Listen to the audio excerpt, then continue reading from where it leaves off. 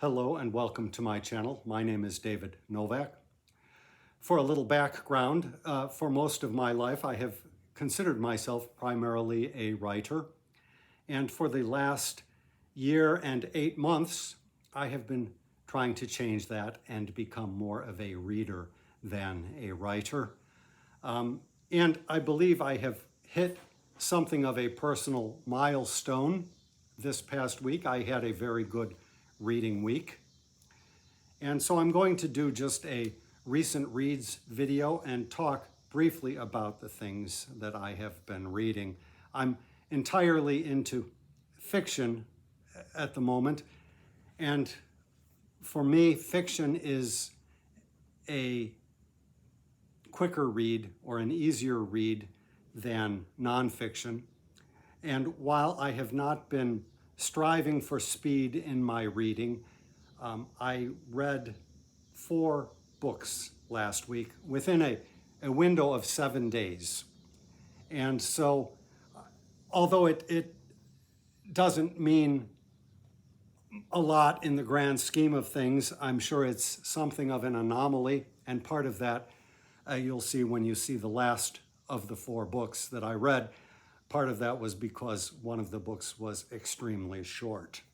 But be that as it may, for me, it's a milestone worth noting. I almost feel like I am ready to enter the big league with all of these booktubers that I admire so much, who get through that in a week without thinking twice about it.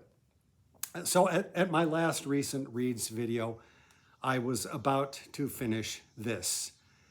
And I did finish it and was quite happy with it. So the book that I picked up after that was Edith Wharton's The Age of Innocence. I have never read a book by Edith Wharton. A number of booktubers have spoken very highly of this book, so I will not mention any names in specific. So for the first 90 pages of this, it was a very hard read, mainly because none of the characters in this book is very likable. Now, the protagonist is a young man, and constantly I was thinking of the little debate that was going on in BookTube recently about whether a man can write a character who is female, or a woman can write a character who is male, especially as the main protagonist. And in this case, I have to say that it comes off very well. I have no qualms at all with Edith Wharton's portrayal of the young man who is the protagonist. But none of the characters are particularly likable at all, and through the course of the novel, that really does not change. However, after about 90 pages, I found myself getting interested in the plot, and from that point on, it hooked me, and I realized that it is a perfectly executed novel, and I say that without intending any exaggeration. I believe it to be so. I could find no fault with the story. The ending is not particularly of a favorite sort of mine. It's one of those endings where you've followed these characters throughout the whole course of the novel, and then the last chapter all of a sudden jumps you, I don't know, 20, 30 years into the future.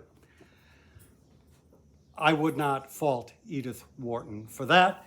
It's a technique, a fallback that we have seen innumerable times in Hollywood movies, and so it grows tiresome. It's just like one is tempted to find a painting by Magritte to be trite simply because so many advertisers have used his techniques in his wake.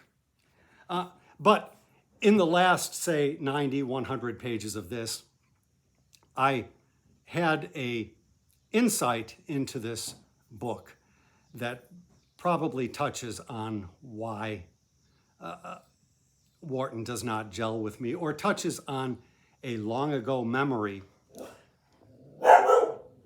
When I was in, I think it was freshman college, English 101, 102, something like that, I read a story by Edith Wharton called, pardon me for that, it may still go on.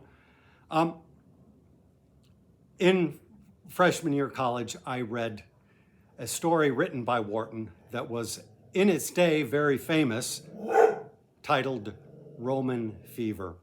And Roman Fever follows, I think it's a conversation between two women, two also very unlikable women, as I recall, going back 40 years or whatever. And it ends with a sudden sort of nasty comment made by one to the other, and everybody thought that that was deftly handled. And indeed, I can see that her writing is very deft. She handles all of the mechanics of plot superbly well.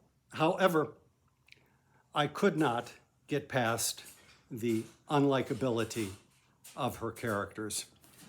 So I really enjoyed this book, but it may be a while before I slip into another book by her, although I have to say that being a different person now than I was 40 some years ago, I believe I could go back and read Roman Fever again and get pleasure out of it and get more satisfaction out of it than I did at that time. The second book that I read, I've posted a bit about. Last Words from Montmartre by Qiu Miaojin, which, as I always say, I don't know how to pronounce her name really. I just say what seems acceptable to me. And I've made several videos about this. The basic synopsis, I believe, she was living in Paris with her loved one, or her beloved, or her lover. That's probably the best way to say it. And she was probably a bit of a difficult person to live with. I think she was mean. She admits to that. She was abusive. She admits to physically striking her lover. And at some point, her lover decided that she could not take it anymore and left.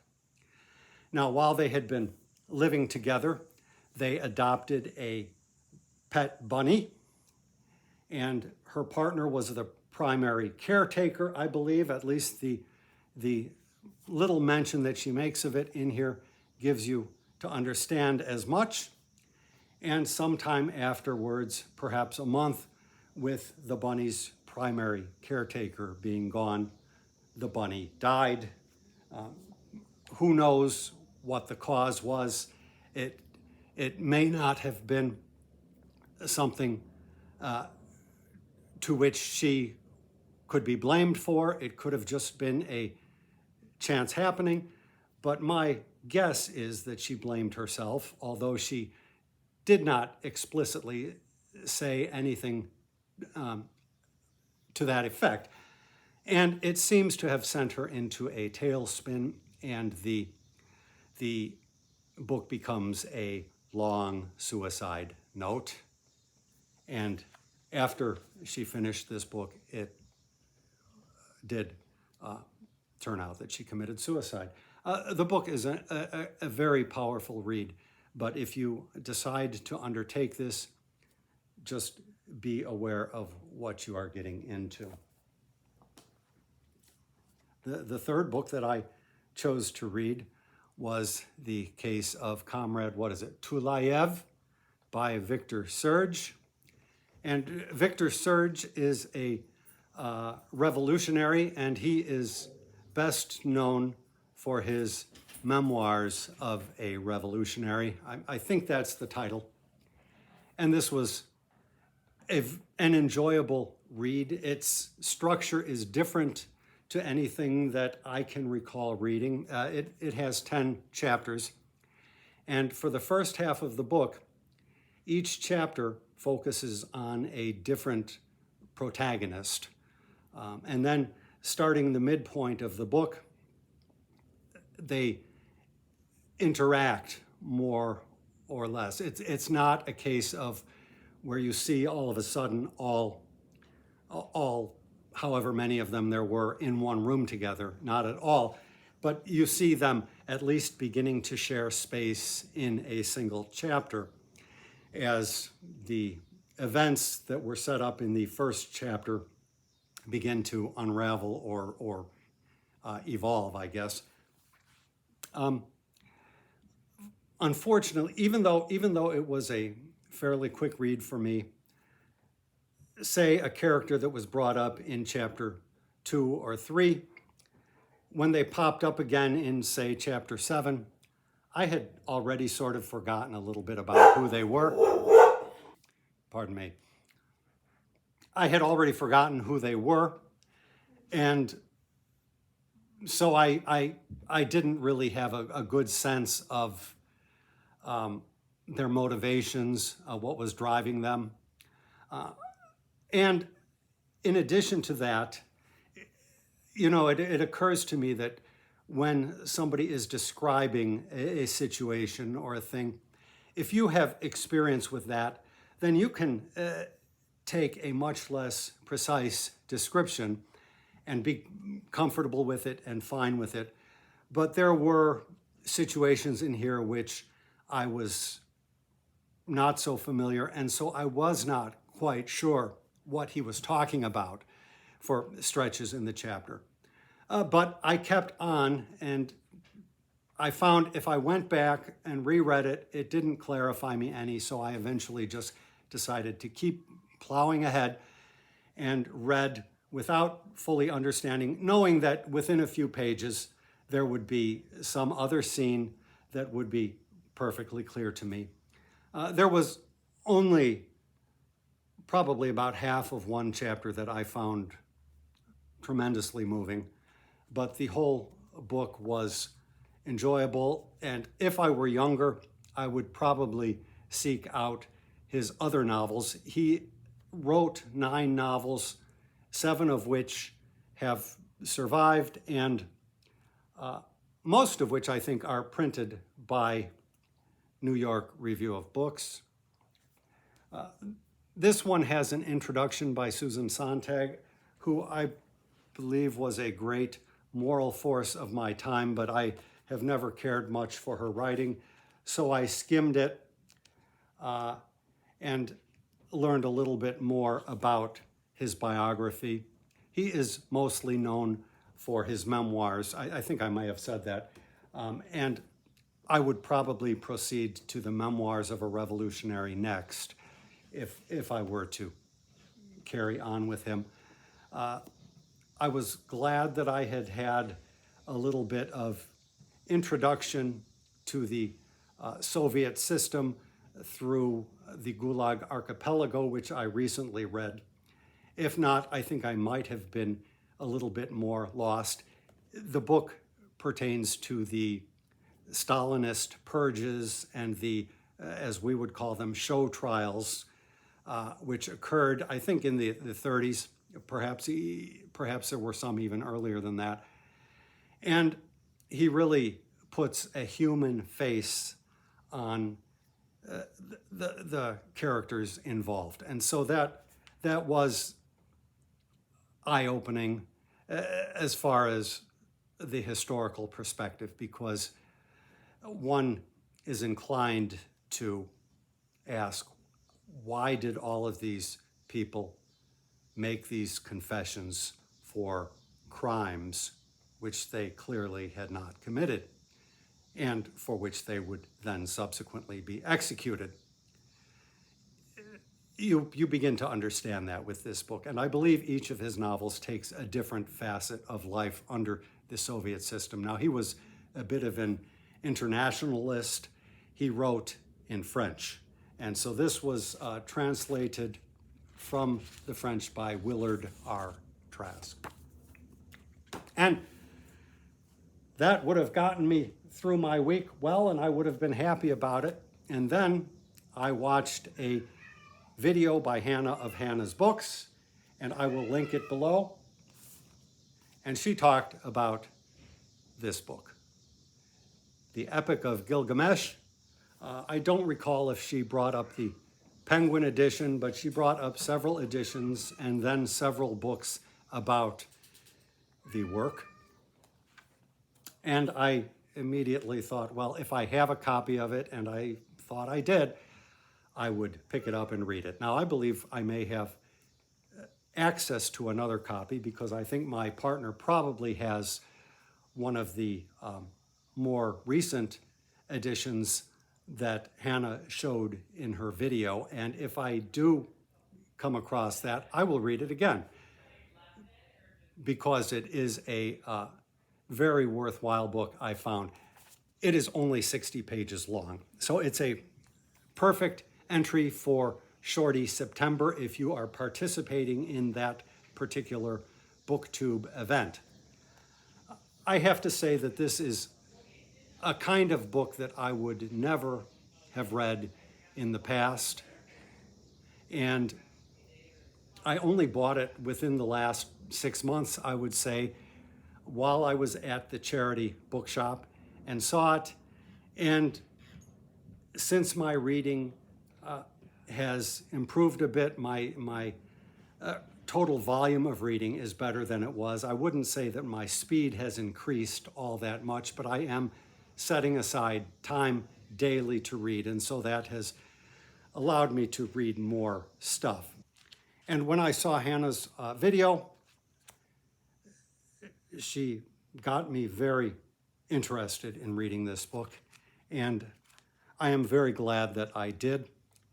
The work precedes the Homeric epics, the Iliad and the Odyssey, and to me at least, feels superior to them, although it comes down to us in less than perfect condition.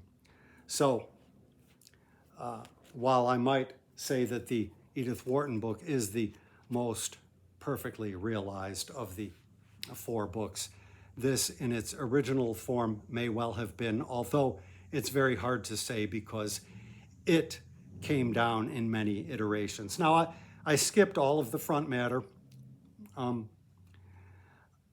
I skimmed it. I didn't skip it. It goes into, say, the other, it tells a story of a flood, which takes out all of humankind except, one person and his family. And there's been argument over whether this formed a basis for the story of Noah in the Bible. I really don't care about that. I'm not really actually that interested in a lot about the Bible. Now that may change as I read more and more texts like this. I may actually read the Bible itself one day, but that is not high on my priority. Now I have read parts here and there. I have read parts here and there. I've probably got, although very irregularly and very imperfectly, enough of a grasp of the history and of the period, and that would have been my primary focus, and probably still is. So I would much rather read the world of Odysseus than read the Odyssey. And so I would much rather read any of those 3 books, I think it was 3, that Hannah displayed as ancillary to the text itself, which look very interesting. However, this, as opposed to what I might say with Homer, this is a book that I will probably reread now in its various iterations whenever I come across a new translation, and I will probably go back to this one also. That's how important it strikes me. Just for humanity, you get a good sense of where humankind was at the time, and the what do you call it, militarization of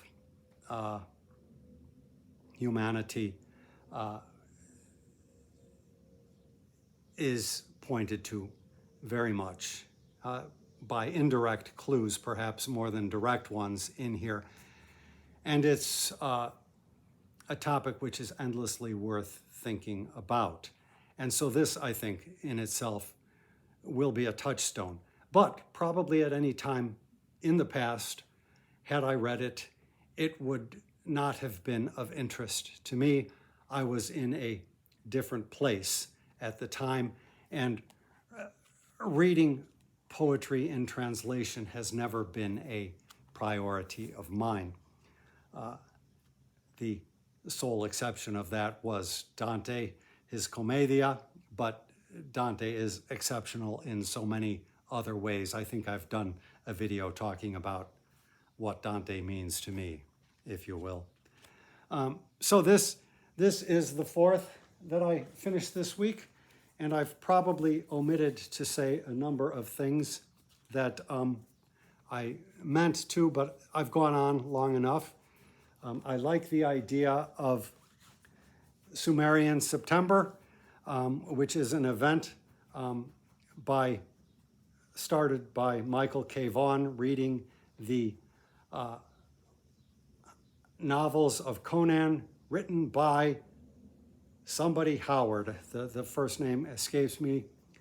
I almost said Michael K. Howard, which I know is not the right name. I would dearly love to read this book for Sumerian September. However, for the duration of September, I am reading fiction, so it will not be something I do unless I decide to break that arbitrary and self-imposed decision that I made. With that, I will leave you to your own more important devices and check back in with you when I have something more to say or feel like doing a tag video. But I'm trying to constrain myself or restrain myself and not pump out the videos as I sometimes feel inclined to do. Thank you very much for stopping by my channel.